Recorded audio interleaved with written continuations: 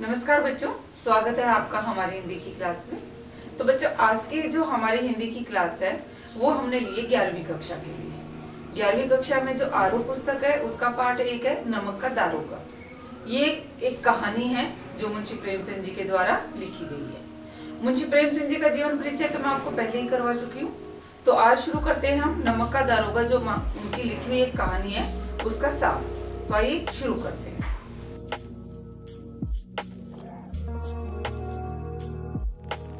तो बच्चों, आइए शुरू करते हैं। जो मुंशी प्रेमचंद जी की एक चर्चित कहानी नमक का दारोगा है, जो आपकी 11वीं कक्षा का सिलेबस है उसमें दी गई है ये, और इसका सार शुरू करते हैं। तो मैंने ये इसलिए लगाया कि मैं आपको बताती जाऊंगी कि कौन कौन से पात्र इस कहानी में आएंगे, ताकि आपको अच्छे से याद रह सके। पाठ का नाम है हमारा नमक का दारोगा। तो सबसे पहले तो मैं आपको बताना चाहूंगी, जो ये कहानी के जो मुख्य पात्र हैं वो है मुंशी वंशीधर,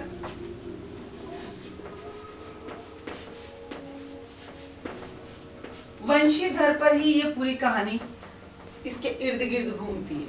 तो मैं आपको बताना चाहूंगी, जो वंशीधर है एक पढ़े लिखे शिक्षित युवक है, उनकी पुत्रियां हैं, बेटी हैं, और आर्थिक अवस्था इनकी इतनी अच्छी नहीं है, नौकरी की तलाश में है ये। इनके पिता जो वृद्ध मुंशी जी है वो बेटे को यही सीख देते हैं कि देखो, नौकरी ढूंढो तो ऐसी ढूंढना जिसमें ऊपर की आय अच्छी हो, यानी कि रिश्वत पर। तो उनके पिता उनको रिश्वत के लिए प्रोत्साहित करते हैं। उन दिनों शुरू में अंग्रेज सरकार ने नमक पर कर लगाया था।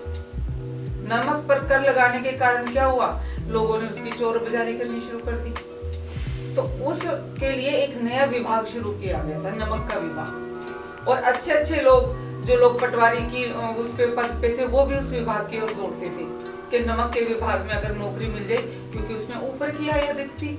और नमक के विभाग में दरोगा के पद के लिए तो बड़े बड़े वकील भी लालायित होते थे कि अगर हमें ये नमक के विभाग में दरोगा का पद मिल गया तो पोवारा, क्योंकि उस वक्त नमक पर कर लगा हुआ था और लोग चोर बाजारी कर रहे थे, काला बाजारी कर रहे थे नमक की, और रिश्वत उसमें खूब मिल रही थी। तो वंशीधर है वो नौकरी की तलाश में है। पिता सीख देते हैं कि देखो, नौकरी ढूंढना तो ऐसी ढूंढना जिसमें तनख्वाह बेशक कम हो लेकिन ऊपर की आय अच्छी हो। देखो क्या उदाहरण देते हैं वो, कि जो तनख्वाह होती है वो तो एक पूर्णमासी के चांद की तरह होती है, जो सिर्फ एक दिन दिखाई देती है और धीरे धीरे खत्म हो जाती है। लेकिन जो ऊपर की आय है वो तो भगवान के द्वारा ऐसा एक झरने के समान होता है, जो बहता ही रहता है, जिसको वो जो कभी कम नहीं होता। लेकिन वंशीधर ऐसे नहीं है। वो एक ईमानदार युवक है, ईमानदारी से अपना काम करना पसंद करते हैं, और वो पिता का आशीर्वाद लेके नौकरी के लिए निकल पड़ते हैं। और देखिए किस्मत उनकी कि उनको नमक के विभाग में दारोगा के पद पर नौकरी मिल जाती है। जैसे ही वृद्ध मुंशी जी को पता लगता है कि बेटे की नौकरी नमक के विभाग में लगी है, वो तो बहुत खुश होते हैं कि ऐसी नौकरी तो किस्मत से मिलती है। पड़ोस के लोगों को पता लगता है कि वंशीधर की दरोगा के पद पे नौकरी लगी है नमक के विभाग में, तो उनको भी जलन होती है। लेकिन वंशीधर एक बहुत ही ईमानदार व्यक्ति है। उनका जहां नमक का विभाग का जो दफ्तर था, वो उससे 1 मील दूर ही यमुना नदी बहती थी। यमुना नदी पर एक नावों से पुल बनाया गया था उस नदी को पार करने के लिए, और जो वंशीधर है वो अपने दफ्तर में ही रहते थे। तो एक घटना का जिक्र करते हैं लेखक यहाँ पर, कि जाड़ों के दिन थे, जाड़े यानी सर्दियों के दिन, और सर्दियों के दिन में तो लोग बहुत जल्दी अपने अपने घरों में दुबक जाते हैं। तो वंशीधर भी अपने थाने में ही अंदर सोए हुए थे, रात का समय था। अब देखो, चोर तो चोरी करेगा वो रात के समय ही करेगा ना। तो वही नमक की जो काला बाजारी करने वाले थे, उनमें प्रसिद्ध है एक आलोपी दिन, इस कहानी का दूसरा किरदार। इनका नाम है पंडित आलोपी दिन।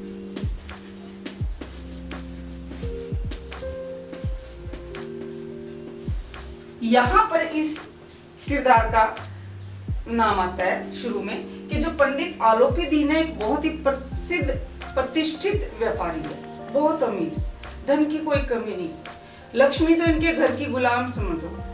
और इनका ऐसा मानना था कि कोई भी काम हो लक्ष्मी के द्वारा वो किया जा सकता है। अंग्रेजी अधिकारियों में भी इनकी अच्छी पैठ थी, जान पहचान थी। इनके घर 12 मास सदाव्रत चलता था। सदाव्रत मैंने भूखों को मुफ्त भोजन खिलाया जाता था। अंग्रेज अधिकारी इनके यहाँ मेहमान बन के आते थे, शिकार खेलने इनके यहाँ आते थे, तो इनका एक नाम था। सब इनको अच्छे से जानते थे कि पंडित आलोपीदीन एक बहुत अमीर प्रतिष्ठित व्यापारी। तो यहाँ आती है इस घटना में आलोपीदीन की जो उपस्थिति होती है वो किस प्रकार होती है कि जो रात का समय है, वंशीधर अपने थाने में सोए हुए हैं, तभी उनकी अचानक आंख खुलती है।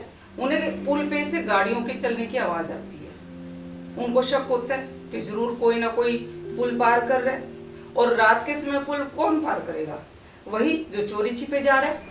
और वो अपने घोड़े पे सवार होके जाते हैं, वहां पहुंचते हैं, देखते हैं तो बहुत सारी गाड़ियां पुल को पार कर रही। अब वंशीधर जाते हैं, पूछते हैं ये किसकी गाड़ी है? तो उन्हीं में से एक बताते हैं कि पंडित आलोपीदीन की गाड़ी है। वंशीधर जानते थे इस नाम को, क्योंकि एक जाना पहचाना नाम था, प्रसिद्ध नाम था, अमीर व्यक्ति थे। फिर वो उनसे पूछते हैं कि क्या है इन गाड़ियों में?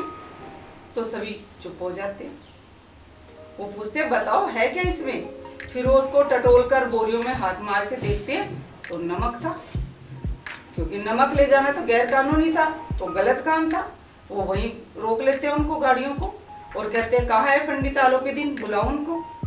अब पंडित आलोपीदीन भी मस्त, वो भी गाड़ियों के साथ साथ ही चल रहे थे, अपने रथ में आ रहे थे, आधी नींद में थे, आधे सोए हुए थे, आराम से निश्चित, क्योंकि उन्हें किसी चीज का डर तो था ही नहीं। बड़े बड़े अधिकारियों से उसकी पहचान थी, उन्हें किसी का डर ही नहीं था। उनको जैसे वो दौड़े दौड़े जाते हैं, उनके गाड़ीवान बताते हैं कि वहाँ दारोगा साहब ने गाड़ियाँ रुकवा ली है और वो आपको बुलवा रहे हैं, तो उन्हें कोई परवाह नहीं। कहते ठीक है हम आते हैं। वो उतरते हैं, एक लिहाफ फोड़ के उनके पास जाते हैं, पूछते कहिए सरकार क्या गलती हो गई, क्यों गाड़ी रुकवा दी? मैं तो आपके पास आ ही रहा था, सोच रहा था आपसे मिलूं, पर चलो आप ही मिल गए पहले। तो वंशीधर उनको अच्छा सुनाते हैं कि आप ये गलत काम क्यों कर रहे हो, नमक की कालाबाजारी क्यों कर रहे हो? तो कहते सरकार क्या, वो वास्ता देते हैं कि सरकार के लिए ये तो भाई गलत काम है, आप गैर कानूनी काम करोगे तो आपको पकड़ लिया जाएगा। तो आलोपीदीन उनको अपने पक्ष में लेने की कोशिश करते हैं कि मैं किसी सरकार को नहीं जानता, मेरी सरकार तो आप है और आपसे ही मुझको मतलब है, और ये सब आपके अधीन है, आप जो चाहोगे वही होगा। अर्थात आलोपीदीन वंशीधर को रिश्वत देने का प्रयास करते हैं, लेकिन वंशीधर है वो एकदम दृढ़ संकल्प, वो बिल्कुल साफ मना कर देते हैं, उनकी बातों में नहीं आते। अब आलोपीदीन शुरू करते हैं उनको लालच देना, 1000 से शुरुआत करते हैं कि आप 1000 लीजिए, 5000, 10,000, 20,000, 25,000 तक पहुंच जाते हैं, लेकिन वंशीधर पर उसका कोई प्रभाव नहीं पड़ता। और वो अपने अधिकारी, बदलू जमींदार का नाम आया, जमादार, उसको कहते हैं कि इनको हथकड़ियां लगाओ। अब तो आलोपीदीन की हालत खराब हो जाती है। क्यों? क्योंकि वो एक जाना पहचाना नाम है, सब जानते हैं उनको। अगर किसी को पता लगेगा कि उनको हथकड़ियां लगा दी गई, उनको गिरफ्तार किया, तो उनका तो नाम खराब हो जाएगा, समाज में बदनामी होगी। तो वो गिड़गिड़ाने लगते हैं कि मेरी इज्जत मिट्टी में मिल जाएगी, आप ऐसा काम मत करो। और वो 40,000 तक पहुंच जाते हैं। उस वक्त में 40,000 बहुत बड़ी रकम होती थी, लेकिन वंशीधर कहते हैं चाहे आप 1 लाख पर आ जाओ, मेरा ईमान नहीं डिगेगा। मैं एक ईमानदार हूं और अपने कर्तव्य का पालन करता हूं। आप गलत काम कर रहे हो, सरकार की नजरों में गैरकानूनी काम कर रहे हो, तो आपको गिरफ्तार किया जाएगा। और वो उनको जैसे हथकड़ियां लगाने चलते हैं तो आलोपीदीन तो बेचारे बेहोशी हो जाते हैं। अब सुबह जब दिन निकलता है, ये बात आग की तरह फैल जाती है चारों तरफ, क्योंकि आलोपीदीन को सब जानते हैं, छोटे से लेके बड़े व्यक्ति तक, अमीर गरीब हर वर्ग का लोग आलोपीदीन को बहुत अच्छे से पहचानते हैं। और जब उनको पता लगता है कि वो कालाबाजारी के जुर्म में गिरफ्तार कर लिए गए हैं, तो सब उनको क्या कहते हैं, उन पर वो ताना कसने शुरू कर देते हैं कि वो तो पापी व्यक्ति है, पाप की कमाई से इतना, मतलब उस पर आरोप लगाना शुरू कर देते हैं। सुबह अदालत में, डिप्टी मजिस्ट्रेट की उसमें अदालत में जो केस है उसकी सुनवाई होनी होती है, वंशीधर जी लेके जाते हैं। और आलोपीदीन बड़ा परेशान, लेकिन उसे अब भी विश्वास था लक्ष्मी पर, क्योंकि उसके हक में लक्ष्मी थी ना, पैसा था, उसके पास अथाह संपत्ति थी, तो जानते थे लक्ष्मी के द्वारा ऐसा कौन सा काम है जो नहीं किया जा सकता। तो वो लक्ष्मी वहां काम आती है। वकीलों की एक सेना तैयार की जाती है, वो सारे उनके पक्ष में आते हैं। जो वंशीधर के पक्ष में थे ना, गवाह थे, जिन्होंने खुद देखा था कि जो आलोपी दीन है वो काला बाजारी कर रहे थे, वो भी लालच में डगमगाने लगे थे, उनको भी लालच दिया गया था, तो वो भी उनका पक्ष छोड़ने के लिए तैयार हो रहे थे। और आखिर में होता क्या है, जो आलोपी दीन है उनको बेकसूर साबित कर दिया जाता है। हालांकि वंशीधर की तारीफ की जाती है कि वो अपने कर्तव्य के प्रति सचेत है, लेकिन उनको चेतावनी भी दी जाती है कि आगे से वो ध्यान से अपना कार्य करे और इस तरह का कोई गलत काम ना करे कि किसी बेकसूर को वो पकड़ ले। अब तो आलोपी दीन तो भाई रिहा हो गए, उनके जो साथी थे, उनके जो पक्ष में थे, सब खुश। और अब आरोपों के बाद बौछार किस पे हो रही है, वंशीधर पर। सबने वंशीधर पर आरोप लगाने शुरू कर दिए कि गलत है, बिना सोचे समझे गिरफ्तार कर लिया, इतने बड़े आदमी को बदनाम कर दिया, ये वो, मतलब बहुत उन पर आरोप लगे। लेकिन वो अपने कर्तव्य पर निश्चित थे, तो उन्होंने इस बात की परवाह नहीं की। अब वो ना क्या था, वंशीधर ने तो साक्षात एक लक्ष्मी के उससे बैर मोल ले लिया था। होता क्या है, एक हफ्ते के बाद उनको नौकरी से निकाल दिया जाता है। अब जब पिता को इस बात का पता लगता है कि बेटे को नौकरी से निकाल दिया, तो वो अपना सिर पीट लेते हैं। बेटा जब घर जाता है तो उसको खूब बुरा भला कहते हैं, उसको कोसते हैं, खुद का सिर पीटते हैं, और अगर वो वहां से चले ना जाते तो पता नहीं क्या हालत करते हैं उनकी। माँ भी नाराज होती है कि माँ ने भी सोची हुई थी कि चारों धाम की यात्रा करूंगी, और अब बेटे को नौकरी से निकाल दिया तो वो भी गई। पत्नी भी सीधे मुंह बात नहीं करती उनसे, तो उनसे सभी परिवार के सभी सदस्य नाराज हैं, लेकिन वो उसकी परवाह नहीं करते। इसी तरह उनका एक सप्ताह ही बीता होगा, पिता तो नाराज थे कि तभी अचानक क्या होता है, उनके घर शाही सवारी आती है। सब हैरान होते हैं, बढ़िया पछाई जाति के बैल थे, सींगों पर पीता लगा हुआ, गुलाबी रंग के पर्दे लगे हुए, उस बग्गी में कोई आ रहा है तो कोई बड़ा आदमी आ रहा है। तो देखते हैं तो कौन है, पंडित आलोपी दीन आते हैं वंशीधर के घर। अब पिता तो जो वृद्ध मुंशी है वो तो पहले ही नाराज थे बेटे से कि गलत काम किया, इसने बैर मोल ले लिया। वो उनके घर जाते हैं तो जाते वो बेटे को कोसना शुरू कर देते हैं। पंडित आलोपी दीन के सामने अपने बेटे को बुरा भला कहता है, लेकिन ऐसे में जो पंडित आलोपी दीन है वो उनको रोकते हैं ऐसा कहने से कि आप उनके बारे में ऐसा मत कहिए, वो तो बहुत ही ईमानदार और कर्तव्यपरायण व्यक्ति है। और फिर खुद उठकर वो वंशीधर से मिलने जाते हैं।